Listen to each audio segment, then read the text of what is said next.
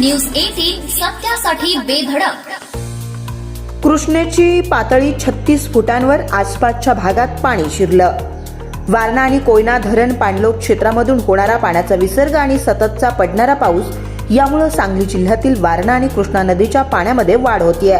सध्या कृष्णेची पातळी तब्बल 36 फुटांवर पोहोचली आहे, त्यामुळे काही सखल भागामध्ये पाणी येण्यास सुरुवात झाली आहे। सांगलीमधील कर्नाळ रस्ता, Suryavanshi plot, Magarmachh colony, Inamdar plot, Kakanagar, Dattanagar, bypass chowk येथे पाणी शिरलंय।